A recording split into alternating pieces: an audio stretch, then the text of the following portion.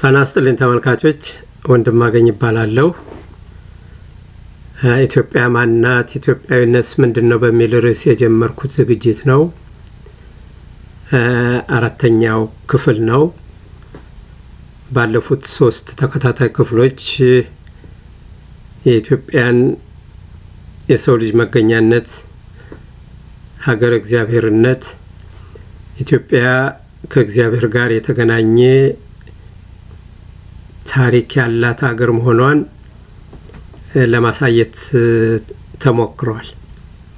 ለዚህም ደግሞ ፕሮፌሰር ፍቅሬ ቶሎሳንና ሐኪም አበበችን በተለያዩ ቀናት ለማቅረብ ሞክሬያለሁ። በእርግጥ በአካል አይደለም። ከአሁን በፊት ከሌሎች ሚዲያዎች ጋር ያደረጓቸውን ውይይቶች መነሻ በማድረግ ከነዛ ውይይቶች አጠር ያለውን ዝግጅት ነበር ያቀረብኩት እና ፕሮፌሰር ፍቅሬ ቶሎሳ ኢትዮጵያን የገለጹበት መንገድ በጣም የሚደንቅ ነበር እና የሰው ልጅ መገኛነቷን፣ ሀገር እግዚአብሔርነቷን ካስረዱ በኋላ ኢትዮጵያ የሚለው ስም ኢቴል ከተባለ ንጉስ ነገስት የተወሰደ ስም እንደሆነ፣ ኢቴል ደግሞ በእግዚአብሔር መንፈስ ታዞ ወደ ኢትዮጵያ እንደመጣ ነበር የገለጹልን። ከዛ ኢቴልን በሚመለከት ሌላ ደግሞ በማስረጃነት እንዲረዳ ሐኪም አበበችንም በዛሬ ሳምንት አቅርቤ ነበር። እሳቸውም ኢቴል ምናልባት ልዩነት ቢኖረው በአያቱ አዞት ወይም ደግሞ አያቱ ወደ ኢትዮጵያ ምድር እንዲሄድ ነግሮት እንደመጣን የገለጹትና የ4000 እና 5000 ዘመን ታሪክ ስለሆነ እንዲህ አይነት ልዩነቶች ሊኖሩ ይችላሉ። ዋናው ነገር ግን ኢቴል የኢትዮጵያ ንጉስ እንደሆነ 47 ነገስታትን ይዞ እንደመጣ፣ እሱ 47ቱን በተለያዩ ሀገሮች ከሾመ በኋላ ንጉሰ ነገስት ሆኖ ካህንም ሆኖ ኢትዮጵያን ዓለምንም ይመራ እንደነበር፣ ከዛ በኋላ ንጉሰ ነገስቶቹን ከሾመ በኋላ እሱ ወደ አስተማሩ ስራ እንደገባ ነበር የገለጹት። ያን ብቻ አይደለም። ኢቴል ወደ ኢትዮጵያ ሲመጣ የሄኖክን የእውቀት መጽሐፍት በነሐስ በመዳብና በድንጋይ የተጻፉ መጽሐፍትን ይዞ እንደመጣ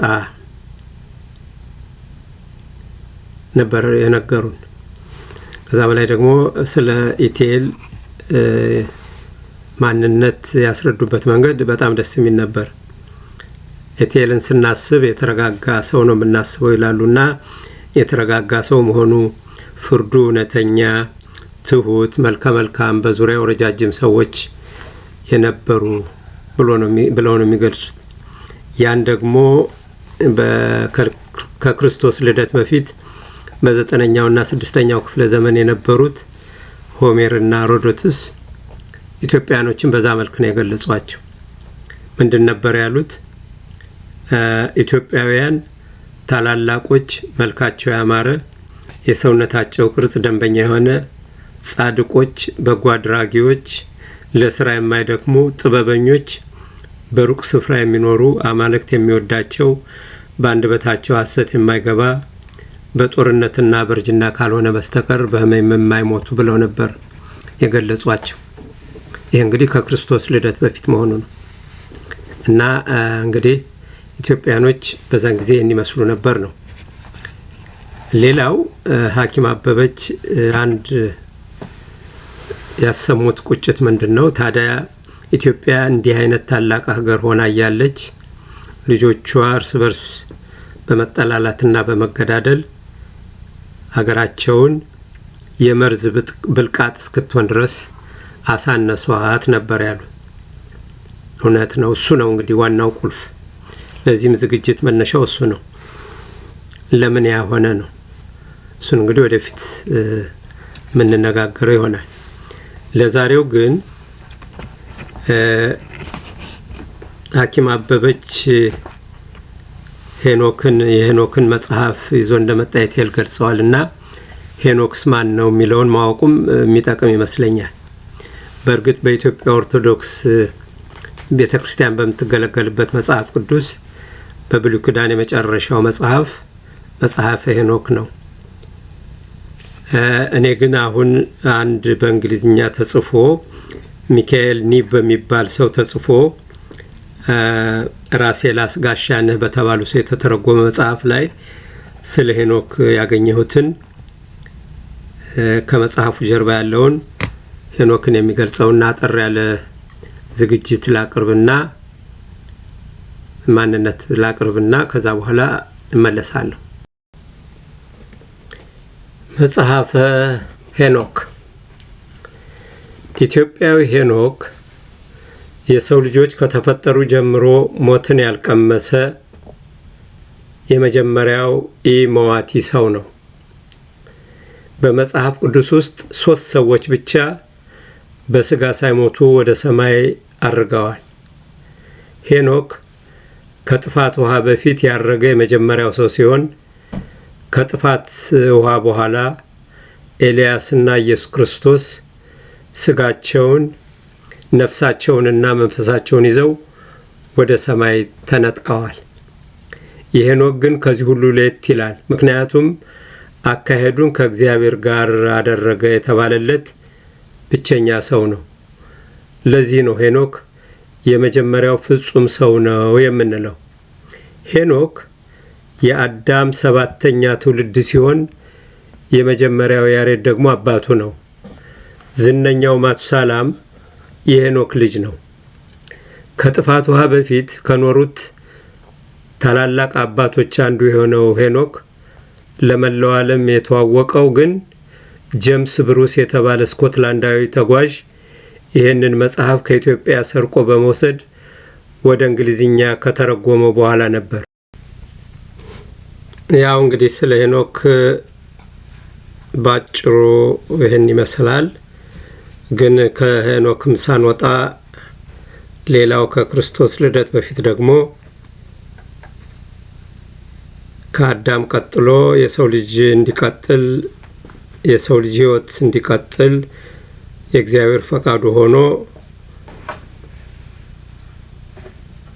ከጥፋት ውሃ የተረፈው ኖህና ቤተሰቡ ደግሞ ሌላው ከኢትዮጵያ ጋር የተያያዘ ታሪክ ያላቸው ስለሆነ የሄኖክን ታሪክ በሚመለከት ፍትሐ ያዜ ከጻፉት መጽሐፍ የተወሰደ አጠር አለፍ እያልኩ መጠነኛ ግንዛቤ እንዲኖር የሱንም ታሪክ በሚከተለው መንገድ አቀርባለሁ። ኖህና ኢትዮጵያ። ኖህ የ500 ዕድሜ ላይ እያለ ነበር ሴምን፣ ካምንና ያፌትን የወለደው። በኖህ የሕይወት ዘመን የሰው ልጆች በክፉ ስራቸው አማካይነት አምላካቸውን በእጅጉ ሲያስከፉት ከምድረ ገጽ ሊያጠፋቸው ተገደደ። ነገር ግን ኖህ ፍጹም ጥሩ ሰው ሆኖ ተገኝቶ ነበርና ከጥፋት ውሃ ይድን ዘንድ የፈጣሪ መልካም ፈቃድ ሆኖ መርከብ እንዲሰራ ታዘዘ። ኖህ ከነ ቤተሰቦቹ በመትረፉ ተደስቶ ለፈጣሪው መስዋዕት አቀረበ። ፈጣሪም በኖህ መስዋዕት ተደስቶ ለአዳምና ለሔዋን የነሳቸውን ምድር እንዲወርስ ወደደ። የሰው ልጆችን ከእንግዲህ ያላጠፋም የሚል ቃል ኪዳኑን ገብቶ ለቃሉ ማረጋገጫ በደመና ቀስቱን አኑሮ በማመልከት ወደ ጊዮን መነሻ አቤሜሌክ ማለትም ጣና ሐይቅ አዳምና ሔዋን ባጠፉት ጥፋት ተባረው ኢየሩሳሌም ከመኖራቸው ቀደም ብሎ ይኖሩበት እንደነበር በሚታመነው ቦታ እንዲሄድ አዘዘው። ኖህም ሴምንና ያፌትን ትቶ ካምን ይዞ ወደ ኢትዮጵያ አፍሪካ መጣ ይላል። ከጥፋት ውሃ በኋላ ኖህና ቤተሰቦቹ ምድርን ይሞሏት ዘንድ ፈጣሪ ሲፈቅድም ሴምና ያፌት 2 አህጉሮችን ይዘው ሲባዙ ኖህ ባለቤቱንና አንድ ልጁን ካምን ይዞ እንደመጣ ነው የሚታመነው። ይህም ሲባል መርከቧ እዚያኛው አራራት ተራራ አረፈች ብለው በሚያምኑ ጸሐፍት ዘንድ ሲታሰብ ነው። ወደፊት ባሉ ተከታታይ ምዕራፎች አንድ ድምዳሜ ላይ እስክንደርስ ይህንን እምነት ይዘን እንቀጥላለን። ምክንያቱም ኖህ ካምን ይዞ ወደዚህ ሊመጣ የሚችለው መርከቧ በአርማንያው አራራት ተራራ ካረፈች ነው። በኢትዮጵያው አራራት ተራራ ካረፈች ግን ሴምና ያፌት ከዚህ ተመርቀው ተሸኝተው ካምና ኖህ እዚህ ሲቀሩ ልናይ ስለምንችል ነው። ለማንኛውም ግን ለጊዜው ሴምና ያፌትን ትቶ ካምን ይዞ መጣ የሚለውን ይዘን እንጓዝ። ኖህ በዚች ሀገር እየኖረ ሳለ ባለቤቱ ሜቲያይከል ሞቱበት። የሞቱትም ከጎንደር በስተ ምዕራብ በኩል በምትገኘውና ከከተማው 37 ኪሎ ሜትር ርቀት ላይ ባለችው ጭልጋ ተብላ በምትጠራው ምድር ነበር። ጭልጋ ውስጥ ሜቲያይከል የተቀበሩበት መቃብር እንደሆነ የሚታወቀው ቦታ ላይም ትልቅ ዛፍ በቅሎበት እስከዛሬ ድረስ በሕገ ልቦና የሚያምኑ የቅማንት ብሔረሰቦች ጸሎታቸውን ያደርሱበታል። የመቃብራቸው ሐውልትም ዛሬ ድረስ ጭልጋ ወይም አይከል ውስጥ ይገኛል። በዚህ ታሪክ መነሻነትም የጭልጋ ዋና ከተማ በስማቸው አይከል ተብሎ እንደተሰየመ ዛሬ ድረስ ይጠራል። አቶ ዮሐንስ ወልደ ማርያም የዓለም ታሪክ በተሰኘው በ1936 ዓ ም በታተመው መጽሐፋቸው በኢትዮጵያ 25 የካም ልጆች ነገዶች ተከታትለው መንገሳቸውን ይገልጹና የቅማንት ብሔረሰብ ምንጭም ከካም መውረዱን ተወራርሶ መቆየቱን፣ ቅማንት የሚለው ቃል መሰረታዊ አመጣጡ ክም ወይንም ሽንት ማለትም አንተ ካም ከሚለው የመጣ እንደሆነ ይገልጻሉ። በመሆኑም ከነዚህ በጭልጋ ወይም አይከልና በዙሪያ የሚኖሩ ህዝቦች የካምን ባህል፣ እምነት፣ ቋንቋ ወዘተ ሳይበርዙና ሳይከልሱ ይዘው ይገኛሉ። የሰንበት ቀናቸውም ቅዳሜ ነው። ወደ ኖህ ታሪክ ስንመለስና ቀደም ሲል የተጠቀሰው የጎንደር ታሪክ የሚለው መጽሐፍ ደግሞ እንዲህ ይለናል። ኖህ ባለቤቱ ከሞተችና ከቀበራት በኋላ የቀረችውን ጥቂት ዘመን ኖሮ እንደሱ አገላለጽ 850 ዓመቱ እንደዚህ መጽሐፍ 950 ዓመቱ በአሁኑ ጎንደር ከተማ ሲሞት በመቃብሩ ላይ ምንጭ ፈልቆ በርካታ ሰዎችን ይፈውስ ነበር። ከዚያም ለኖህ መታሰቢያ ይሆን ዘንድ አምላክ በቤተ መንግስት አሳቦ የኖህ የመቃብር ሐውልት እንዲታነጽ ፈቀደ። ይህም በኋለኛው ዘመን በንጉሥ ፋሲለደስ የታነጸው የፋሲል ግንብ ነው። እሺ እንግዲህ ተመልካቾች ስለ ሄኖክና ስለ ኖህ ባጭሩ ይህን ያህል ካልን በኢትዮጵያ ምድር የረገጡት ደግሞ ሌሎች ቅዱሳን አባቶች እንዲሁም ቅድስት ማርያም ከልጇ ጋር ኢትዮጵያን እንደነበረች አብርሃምም ሙሴም ኢትዮጵያ እንደነበሩ በታሪክ ይነገራልና ብዙ ቅዱሳን የረገጧት ምድር ነች። አንድ ግን እንደው ምናልባት ወደፊት በዚህ ላይ ሊያስረዳ የሚችል ሰው ቢኖር ወይም ማስተያየት ቢሰጠኝ በእስራኤልና በኢትዮጵያ መካከል ያለው ነገር በጣም የሚደንቅ ነው። የኖህን ቅድም እንደሰማነው ኖህ አዳም ወደ ተፈጠረበት ወደ ኤዶም ገነት ወደ ኢትዮጵያ ሲመጣ አዳም ደግሞ ሰርተህ ኑር በተባለው መሰረት የሄደው ወደ እስራኤል ነው ይላል። ይስሐቅም የመጣው ከእስራኤል ነው። አብርሃምም ሙሴም ከእስራኤል ነው የመጡት። እመቤታችን ቅድስት ማርያም እና ልጇን ይዛ ወደ ኢትዮጵያ የመጣችው ከእስራኤል ነውና በእስራኤልና በኢትዮጵያ መካከል ያለው ነገር የሚገርም ነው። ሌላው ደግሞ እግዚአብሔር ኢትዮጵያን የንብረቱ ማስቀመጫ እንዳደረጋት የሚገልጹ የጽላተ ሙሴውና ጌታችን ኢየሱስ ክርስቶስ በቀራንዮ የተሰቀለበት መስቀል አንዱ አካል አሁንም ኢትዮጵያ መኖሩም እሱም ራሱ በጣም የሚደንቅ ነውና የኢትዮጵያ ነገር ሚስጥር ብሎ ብቻ ከማለፍ ውጭ ምንም ነገር ማለት የሚቻል አልሆነም። ሌላው እንደው ሀብቷስ ምንድነው? የተፈጥሮ ሀብቷስ ምንድነው ብዬ እኔ በግሌ ኤአይን ለመጠየቅ ሞከርኩ። እና በሚገርም ሁኔታ በተለያየ መንገድ ከፋፍሎ ነው የነገረኝና ያሳየኝ። እንግዲህ ይሄ እንግዲህ በዓለም የሚታወቅ ነው። ሌላው ባለፈው ሐኪም አበበች እንዳሉት የተለያዩ ማዕድናት ከዚህ ውጭ አሁን ከምነግራችሁ ውጭ ያሉ ሌሎች ማዕድናትም እንዳሉ አንድ የገለጹበትን ቪዲዮ አይቼ ነበር እና በተፈጥሮ ሀብትም የበለጸገች መሆኗን ለማወቅ ኤአይ በአራት ከፋፍሎ ነው የነገረኝ። አንዱ ማዕድናትን በሚመለከት ወርቅ በኦሮሚያና በቤንሻንጉል ጉሙዝ፣ እንግዲህ ትግራይን አልጠቀሰም እዚህ ላይ፣ መዳብ በኦሮሚያና በትግራይ፣ ታንታለም በኦሮሚያና በደቡብ ክልል፣ ኒኬል በኦሮሚያና በቤንሻንጉል፣ የብረት ማዕድን በኦሮሚያ፣ በትግራይ፣ በአማራ፣ የኖራ ድንጋይ በኦሮሚያ፣ በአማራ፣ በትግራይ፣ እብነ በረድ በትግራይና በኦሮሚያ፣ ግራናይት በኦሮሚያ፣ በአማራ፣ የከበሩ ድንጋዮች እንደ ኦፓል፣ ኤምራልድ፣ ሩቢ፣ ስኔፐር በኦሮሚያ፣ በደቡብ ክልል፣ በቤንሻንጉል ብሎ ማዕድናትን በዚህ መልክ ዘረዘረልኝ። የኃይል ምንጭ ደግሞ ሃይድሮ ኤሌክትሪክ፣ የታላቁ የህዳሴ ግድብ፣ የኦሞ ዞን ላይ የሚገኘው የግልገል ግቤ 3 ግድቦች፣ የኮይሻ ግድብ፣ የቆቃ ግድብ ይገኙበታል። የጂኦተርማል ኢነርጂን በሚመለከት በደቡብ ብሔረሰቦች ክልል በአፋር ይገኛሉ ነው የሚለኝ። ዘይትና የተፈጥሮ ጋዝ ደግሞ በኦጋዴን፣ በጋምቤላና በቤንሻንጉል ጉሙዝ እንደሚገኝ ነው እንግዲህ ሁለተኛው። ሶስተኛው የእርሻ ሀብት ነው።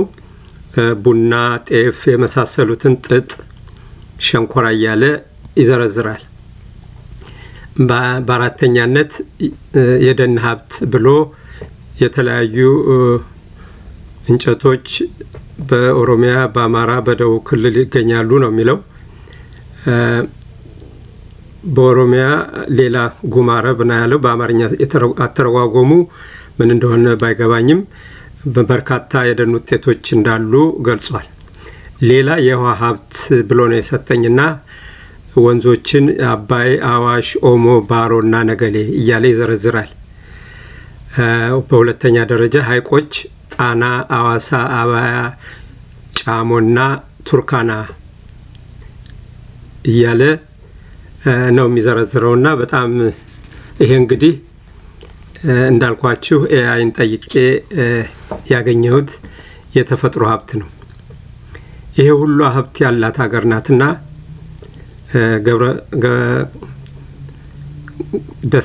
ይቅርታ አንድ ደራሲ ጸሐፊ አሁን በህይወት የሉም፣ አንቺ ለምለም ሀገር እያሉ የተቀኙላትን አለማየሁ በመድረክ ላይ በዚህ መልክ አቅርቦታልና እንግዲህ እሱን ጋብዛችኋለሁ። በእኔ በኩል ለዛሬው እዚህ ላይ ያጠቃልላለሁ። እንዳልኩት ይሄ ዝግጅት ይጠቅማል ብላችሁ የምታስቡ ከሆነ ለሌሎች መድረስ እንዲችል ላይክ፣ ሳብስክራይብ እና ሼር በማድረግ ትብብራችሁ አይለየኝ። እንግዲህ ለዛሬው ሳምንት እስክንገናኝ መልካም ሳምንት። እዚያ ያለ ነጻነት፣ በሀገር መመካት፣ በተወላጅነት፣ በባለቤትነት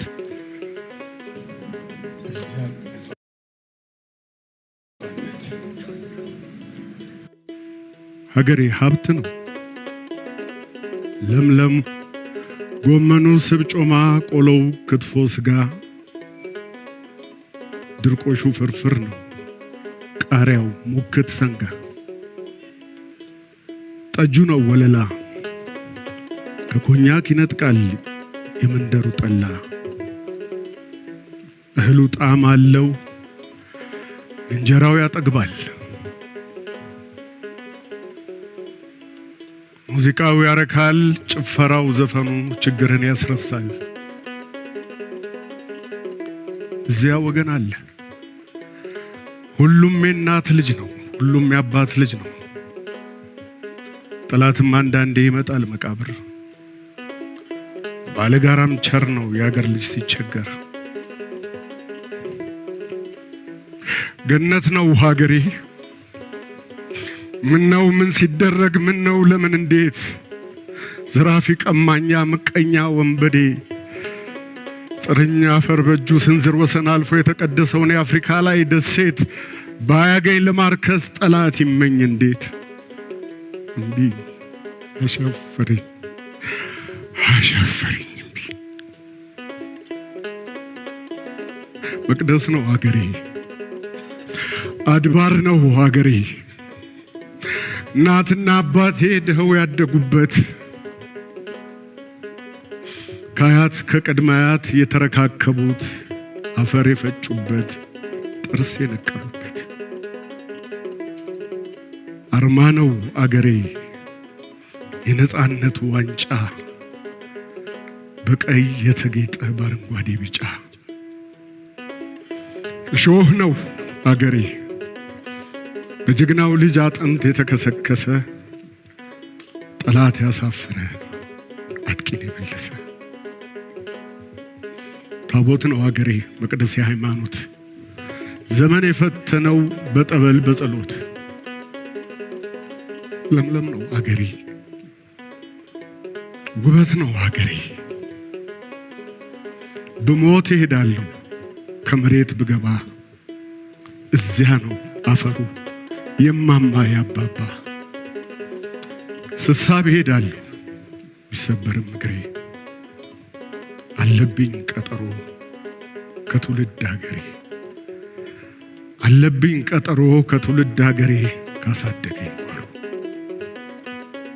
አገሬ ውበት ነው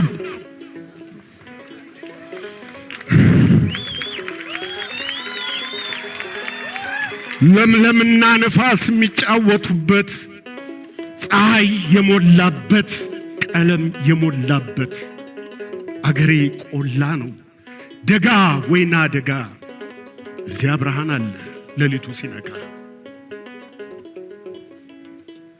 አገሬ ተራራ ሸለቆ ረባዳ አገሬ ጅረት ነው ገደልና ሜዳ። ውሸት ነው በበጋ ፀሐይ አትፋች ክረምቱም አይበርድም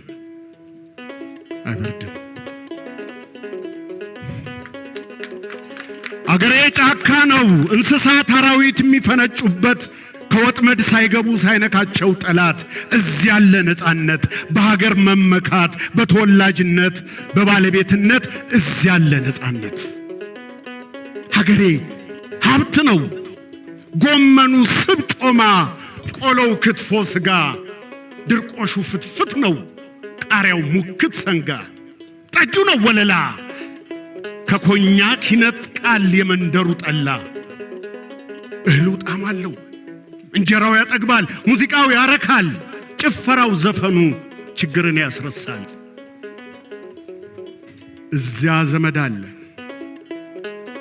ሁሉም የእናት ልጅ ነው ሁሉም የአባት ልጅ ነው። ጠላትም አንዳንዴ ይመጣል መቃብር ባለጋራም ቸር ነው የአገር ልጅ ሲቸገር። ገነት ነው አገሬ ምነው ምን ሲደረግ ምነው ለምን እንዴት ዘራፊ ቀማኛ ምቀኛ ወንበዴ ጥርኛ አፈር በእጁ ስንዝር ወሰን አልፎ የተቀደሰውን የአፍሪካ ላይ ደሴት ባያገኝ ለማርከስ ጠላት ይመኝ እንዴት። እምቢኝ አሻፈረኝ እምቢኝ። መቅደስ ነው አገሬ አድባር ነው አገሬ እናትና አባቴ ደኸው ያደጉበት ከአያት ከቅድመ አያት የተረካከቡት አፈር የፈጩበት ጥርስ የነቀሉበት አገሬ አርማ ነው የነጻነት ዋንጫ በቀይ የተጌጠ በአረንጓዴ ቢጫ። እሾህ ነው አገሬ በጀግናው ልጅ አጥንት የተከሰከሰ ጠላት ያሳፈረ አጥቂን የመለሰ። ታቦት ነው አገሬ መቅደስ የሃይማኖት ዘመን የፈተነው በጠበል በጸሎት። ለምለም ነው አገሬ፣ ውበት ነው አገሬ። ብሞት እሄዳለሁ ከመሬት ብገባ፣ እዚያ ነው አፈሩ የማማ ያባባ።